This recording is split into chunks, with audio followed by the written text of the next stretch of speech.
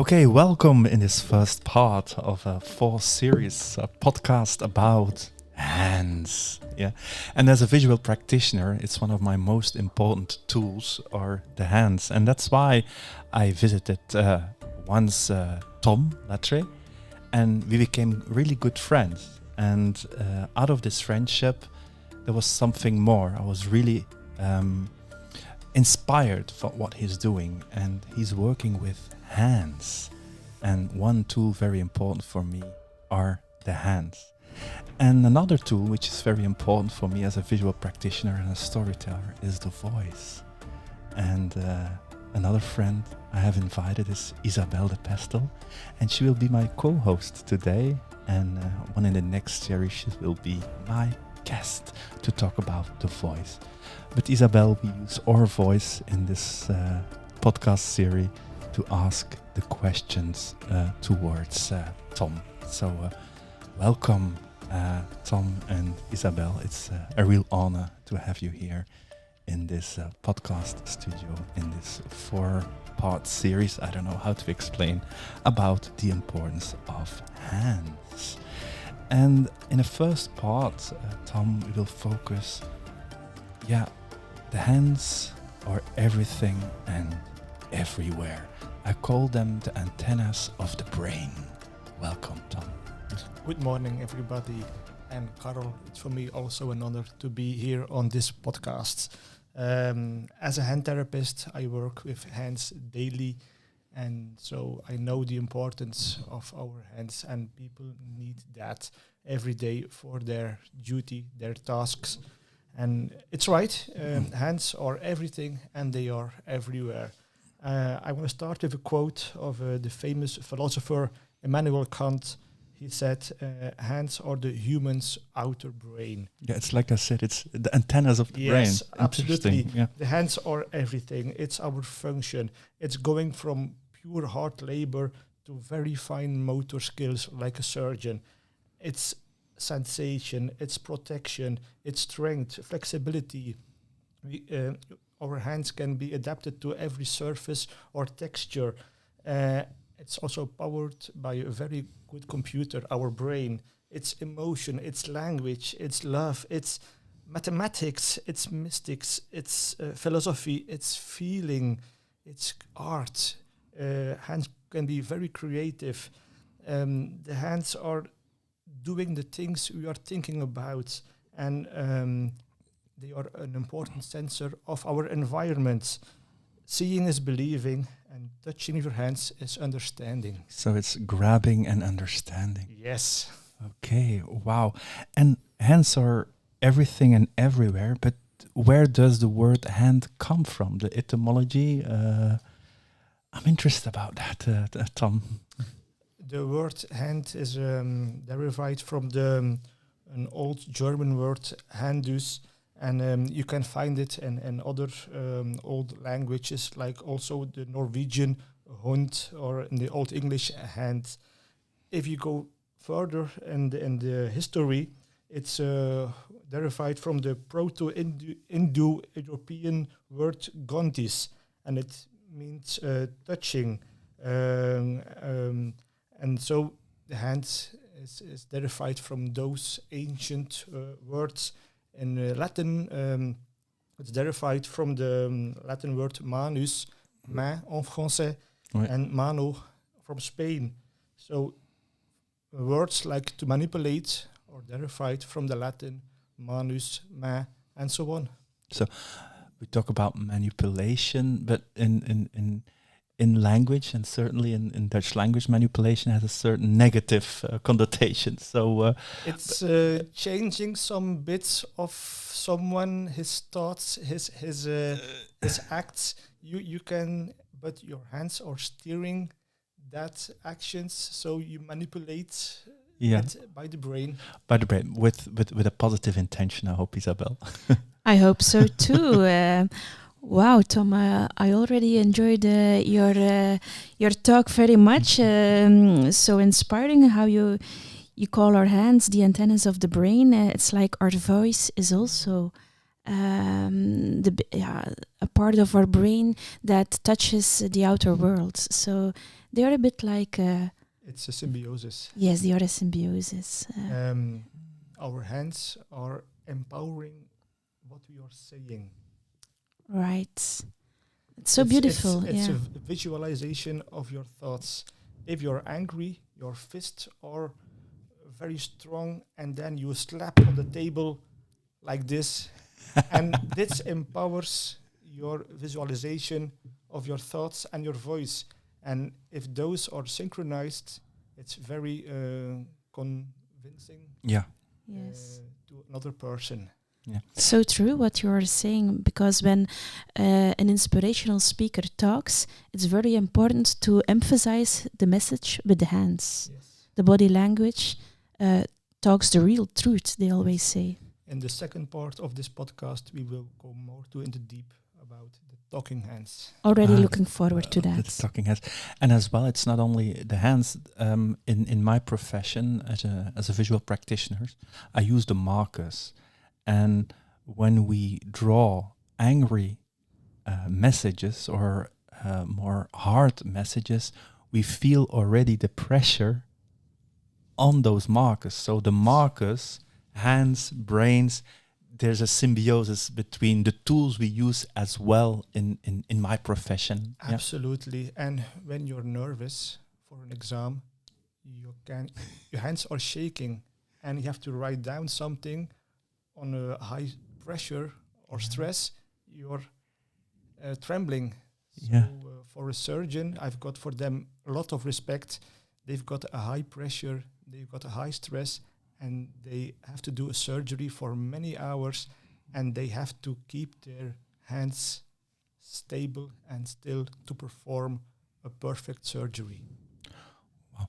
So it begins by training a bit your brain, and we'll go deeper in the next series about this. You train your brain to have more control over your hands.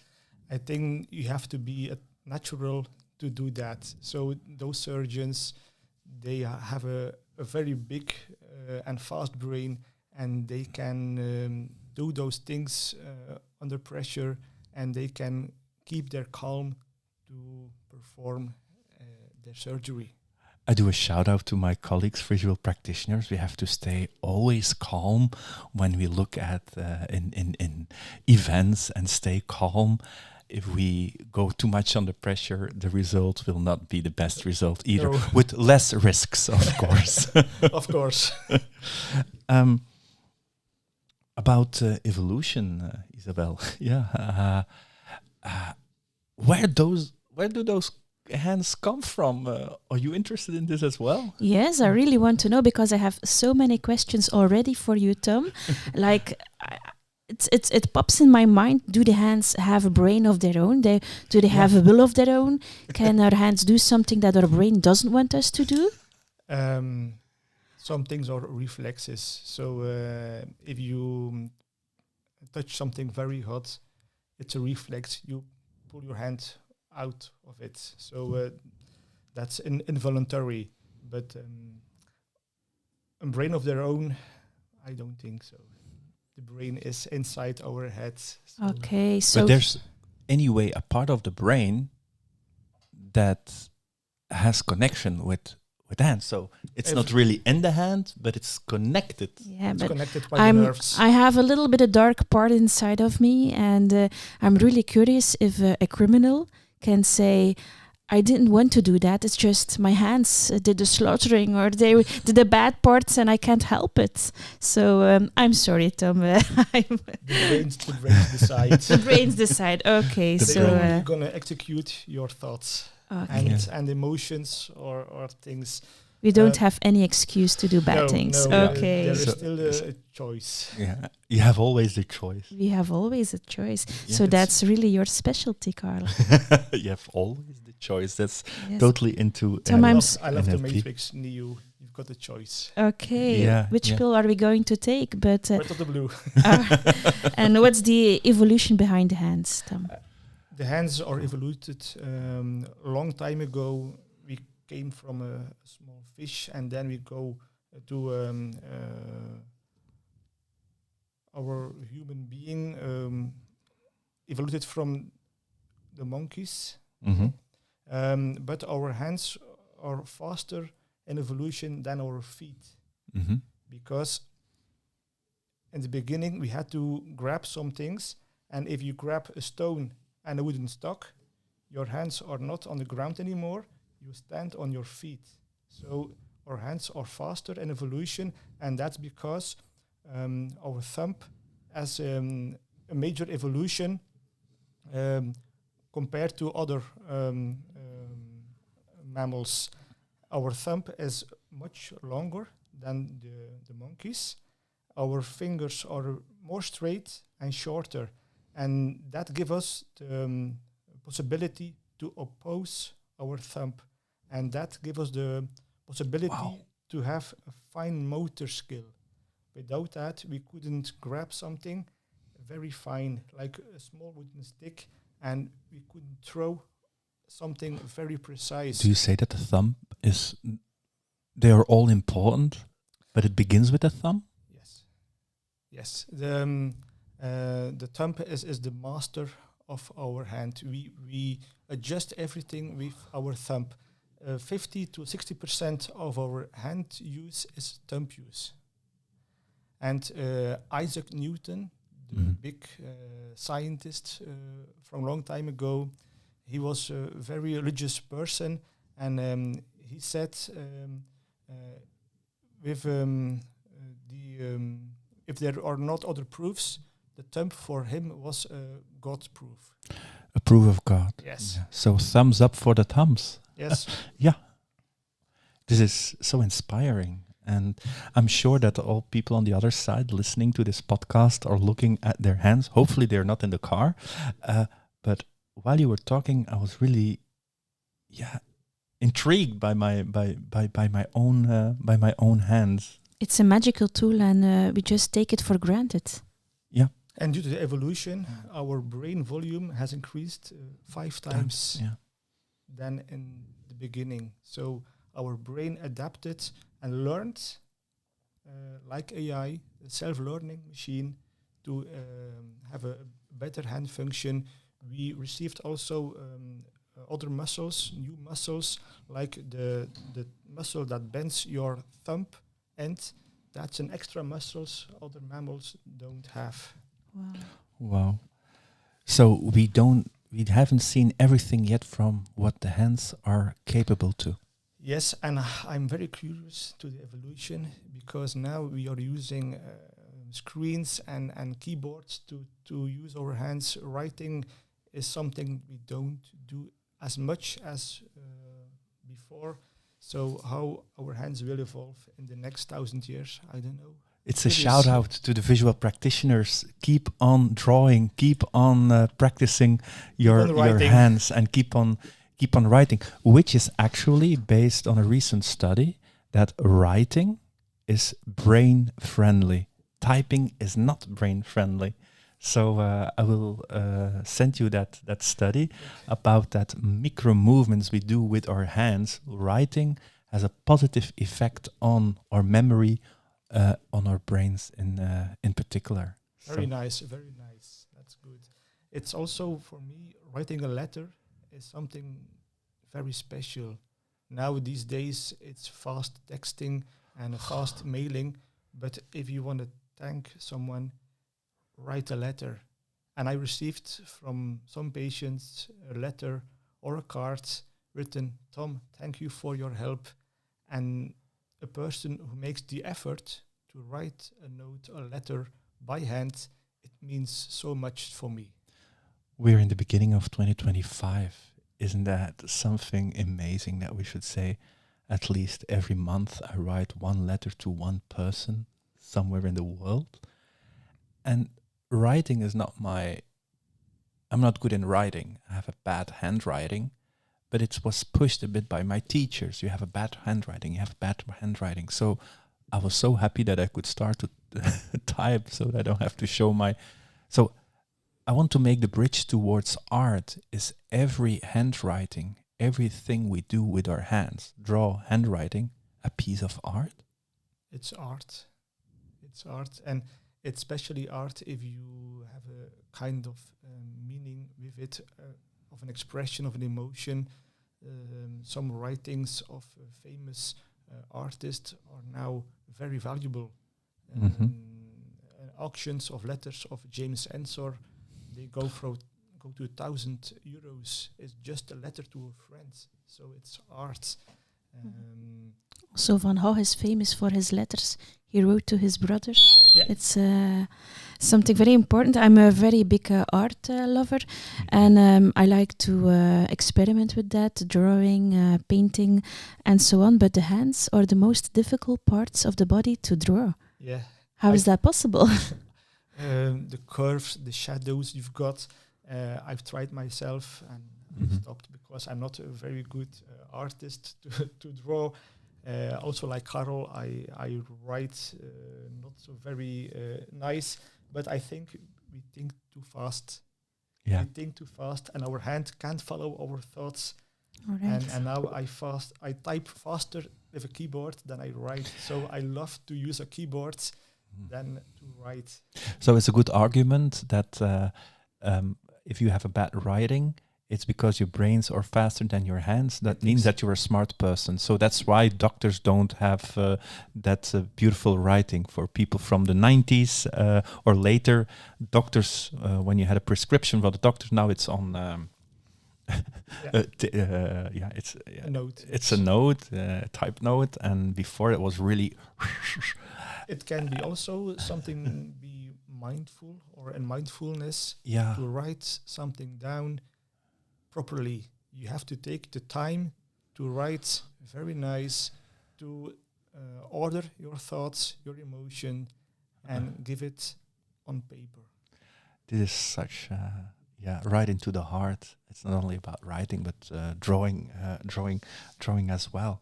Talking about art, do you have a favorite artist? Yes, I love one painting. It's a painting from Rembrandt. It's The Return of the Lost Son. And if you see that painting, the son is kneeled before his father, and the father is embracing his son, returning. And if you look closer to the painting, you see that one of the hands is very rough. Is the hand of the father, the strong father. And the other hand is very elegant. It's the part of the mother. So that Rembrandt had a very good idea about hands and the structure, and also the emotion, the being a father and a mother in the same person. So it means that a hand is as well a metaphor of a certain identity. Yes.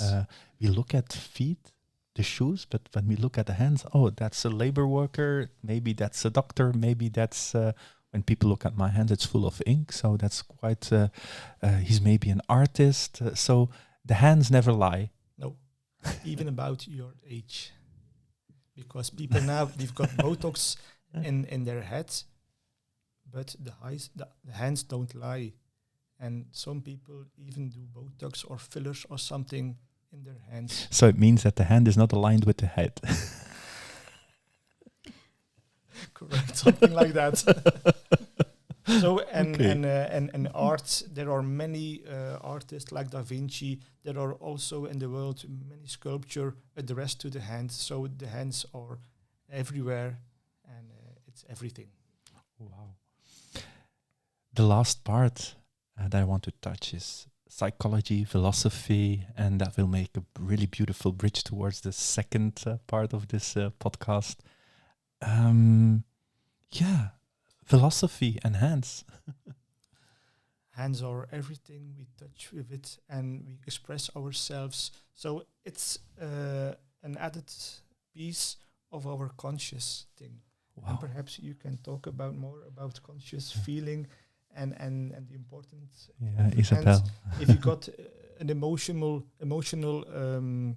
patient, you will help him by touching him, and you say, "I feel you. I want to help you."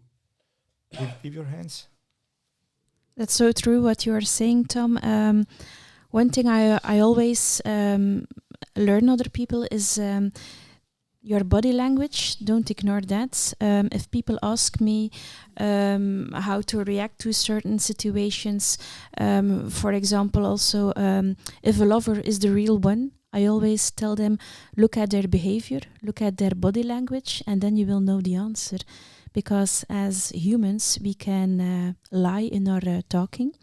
We can use our voice as an instrument to hide certain feelings, but our body will always tell the truth. Like you just said it to us, the hands never lie.